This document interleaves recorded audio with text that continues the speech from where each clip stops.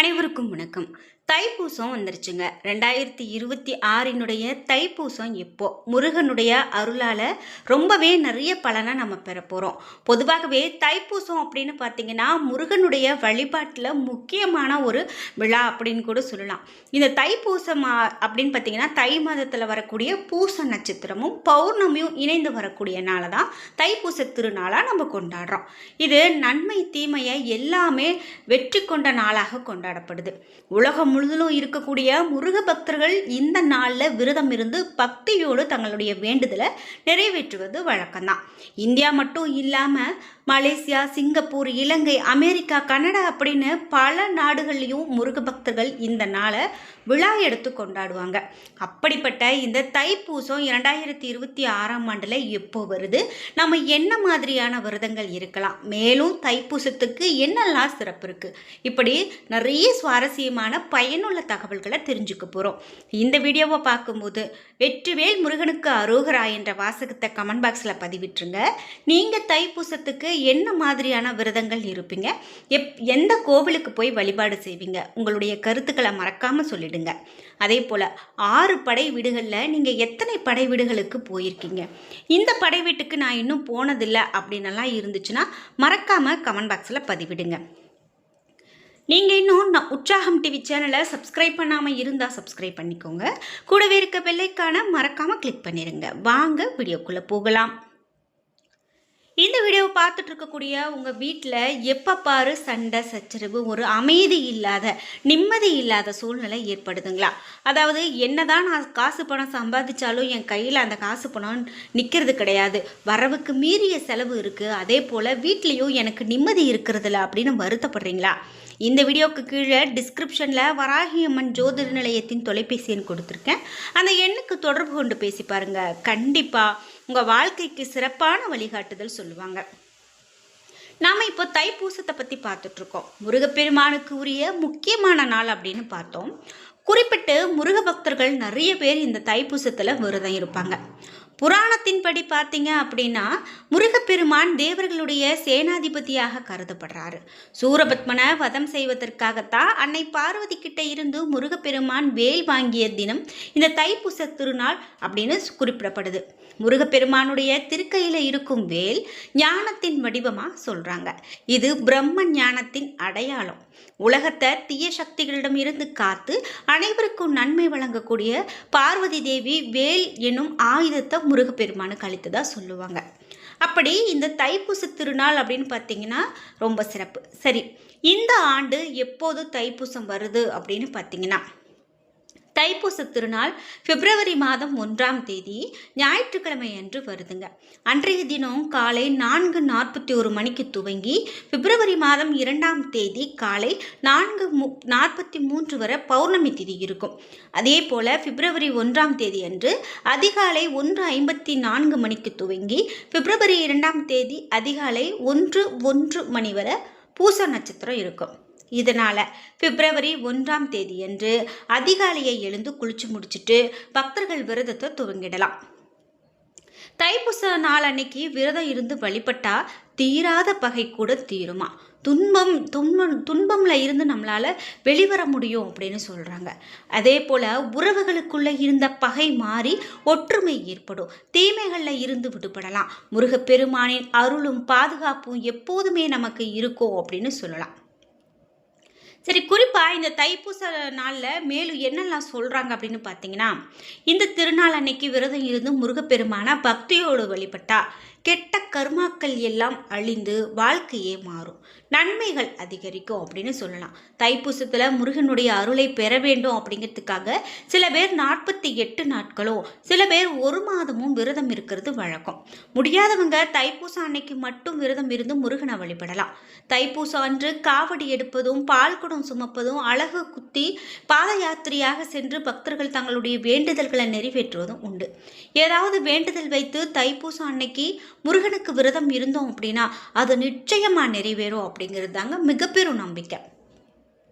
அப்படி வேண்டுதல் நிறைவேறியவர்கள் முருகப்பெருமானுக்கு பால் குடம் ஏந்தி சென்று அந்த பாலை அபிஷேகம் செய்து வழிபாடு செய்வாங்க.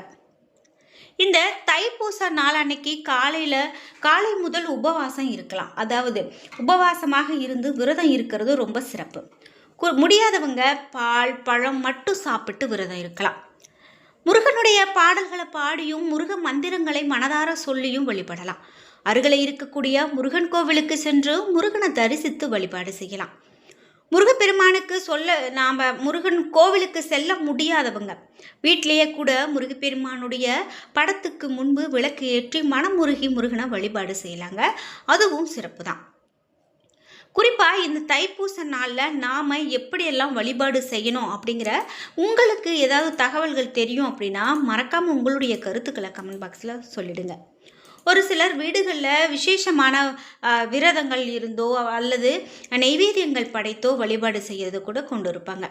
அதேபோல் இந்த தைப்பூச நாளில் வருடம் நாங்கள் இந்த கோவிலுக்கு போகிறது வழக்கம் அப்படின்னு ஒரு சில பேர் கொண்டு இருப்பாங்க. அப்படி நீங்கள் எத்தனை நாட்கள் விரதம் இருப்பீங்க, நீங்கள் சிறப்பாக நாங்கள் இந்த கோவிலுக்கு போவோம் அப்படின்னு இருந்தால் மறக்காமல் உங்களுடைய கருத்துக்களை கமெண்ட் பாக்ஸில் பதிவிடுங்க. இந்த தைப்பூசத்தை பற்றி இன்னும் நம்ம என்னெல்லாம் சொல்கிறாங்க அப்படின்னு பார்த்தீங்கன்னா 48 நாட்கள் கூட விரதம் இருப்பாங்க. அதாவது 48 நாள் இருக்க போகிறீங்க அப்படின்னா நாம் இந்தந்த விஷயங்கள் எல்லாம் மறக்கக்கூடாது அப்படின்னு சொல்கிறாங்க.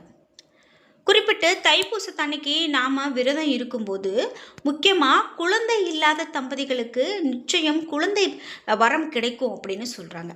அதோடு விரதம் இருக்கும்போது நம்ம கண்டிப்பாக கடைப்பிடிக்க வேண்டியது என்ன அப்படின்னு பார்த்தீங்கன்னா பகலில் ஒரு வேளை மட்டும் சாப்பிட்டோ அல்லது ஒரு வேளை மட்டும் சாப்பிடாமலோ விரதம் இருக்கலாம். முடியாதவங்க பால் பழம் அல்லது சைவமாக சாப்பிட்டு விரதத்தை இருக்கலாம். விரதத்தின் போது பகலில் தூங்கக்கூடாது. விரதத்தின் போது மனதை தூய்மையாக வைத்திருப்பது அவசியம். கோவிலுக்கு சென்று வழிபடுவது மிகவும் நல்லது. முருகப்பெருமானுடைய பெருமைகளை படிக்கிறது, கேட்பது அல்லது மற்றவங்களுக்கு சொல்வது இதெல்லாம் மிக மிக சிறப்பு. முருக சிந்தனையிலேயே இருந்து அவருக்கு உரிய மந்திரங்களை மனதுக்குள்ளே சொல்லியபடியே இருப்பது இன்னமும் அதிகமான பலனை கொடுக்கும் அப்படின்னு சொல்கிறாங்க. இதோடு ஒரு சிலருக்கு 6 படை வீடுகளுக்கும் போகணும் அப்படின்னு ஆசை இருக்கும். ஆனால் போகிறதுக்கான அவங்களுக்கு ஒரு வழி இருக்காது. அந்த நேரத்தில் அவங்களுக்கு போக முடியாமல் கூட இருக்கலாம். அப்படி இருக்கிறவங்க என்ன செய்யலாம் அப்படின்னா உங்கள் வீட்டுக்கு அருகில் எந்த முருகப்பெருமான் கோவில் இருக்கோ அங்கே போய் வழிபாடு செய்துட்டு வாங்க. முக்கியமாக குன்றிருக்கும் இடமெல்லாம் குமரன் இருப்பான் அப்படின்னு சொல்லுவாங்க. அந்த வகையில் குன்றின் மீது அமைந்த முருகப்பெருமான வழிபாடு செய்கிறது ரொம்ப நல்லதுங்க. சரி, இந்த தைப்பூசம் அப்படின்னு பார்த்தீங்கன்னா பாத யாத்திரையாக வர்றது, காவடி எடுத்துகிட்டு வர்றது இதெல்லாம் ரொம்ப சிறப்பு. அப்படி பார்க்கும்போது பழனியில் இந்த தைப்பூசத்துக்காக பக்தர்கள் நிறைய பேர் காவடி எடுத்துகிட்டு வர்றது, பாத யாத்திரையாக வரதெல்லாம் பார்க்க முடியும். அதுலேருந்து ஒரு செய்தி என்ன அப்படின்னு பார்த்தீங்கன்னா பழனி தைப்பூச பக்தர்கள் நலனுக்காக சிறப்பு யாகமும் பூஜைகளும் இந்த 7ஆம் தேதி தொடங்கியிருக்கு. அதன்படி 7ஆம் தேதி பழனி முருகன் கோவிலில் ஆனந்த விநாயகர் சன்னதியில் சிறப்பு யாகம் நடைபெற்றிருக்கு. 8ஆம் தேதி வீரதுர்க்கை அம்மன் கோவிலில், 9ஆம் தேதி அழகு நாச்சி அம்மன் கோவிலில், 11ஆம் தேதி வனதுர்க்கை அம்மன் கோவிலில், 13ஆம் தேதி மகிஷாசுரமர்த்தினி அம்மன் கோவிலில் சிறப்பு பூஜைகள் யாகங்கள்லாம் நடக்க இருக்கு. பழனி முருகன் கோவிலில் ஆண்டுதோறும் தைப்பூச திருவிழா வெகு விமர்சையாக நடக்குங்க. குறிப்பிட்டு இந்த தைப்பூசம் அன்னைக்கு தமிழ்நாடு முழுவதும் ஏராளமான ஆன்மீக பக்தர்கள் செல்வாங்க. தமிழ்நாடு மட்டும் இல்லாமல் அண்டை மாநிலங்களான கேரளா, கர்நாடகா, ஆந்திரா, தெலுங்கானா மற்றும் புதுச்சேரியில் இருந்து கூட ஏராளமான பக்தர்கள் வர்றதை நம்மளால் பார்க்க முடியும். அது மட்டும் இல்லாமல் வெளிநாடுகளில் இருந்து கூட லட்சக்கணக்கான பக்தர்கள் கலந்து கொண்டு தரிசனம் செய்வாங்க. இந்த தைப்பூச திருவிழாவை ஒட்டி பாத யாத்திரையாகவும் காவடி எடுத்து வரக்கூடிய பக்தர்கள் அதிகமாகவும் வருவாங்க. அதன்படி பழனி முருகன் கோவிலில் தைப்பூச திருவிழா வரக்கூடிய இந்த 26ஆம் தேதி கொடியேற்றத்தோடு தொடங்கியிருக்கு. அதாவது சென்ற இந்த 26ஆம் தேதி தைப்பூச விழாவை முன்னிட்டு மதுரை, கரூர், உடுமலை அப்படின்னு எல்லா ஊர்களில் இருந்தும் பழனிக்கு பக்தர்கள் பாத யாத்திரையாக கொண்டிருக்காங்க. என்ன நண்பர்களே, இன்றைக்கி வீடியோவில் நாம் தைப்பூசம் 2026 எப்போது என்ன நடக்கிறது அப்படிங்கிற ரொம்ப சிறப்பான தகவல்கள் எல்லாம் பார்த்து தெரிஞ்சுக்கிட்டோம். இந்த வீடியோ கண்டிப்பாக உங்களுக்கு ரொம்ப பயனுள்ளதாக இருந்திருக்கும். வீடியோ உங்களுக்கு பிடிச்சிருந்தா லைக் பண்ணுங்கள், ஷேர் பண்ணுங்கள், கமெண்ட் பண்ணுங்கள். நீங்கள் இன்னும் உற்சாகம் டிவி சேனலை சப்ஸ்கிரைப் பண்ணாமல் இருந்தால் சப்ஸ்கிரைப் பண்ணிக்கோங்க.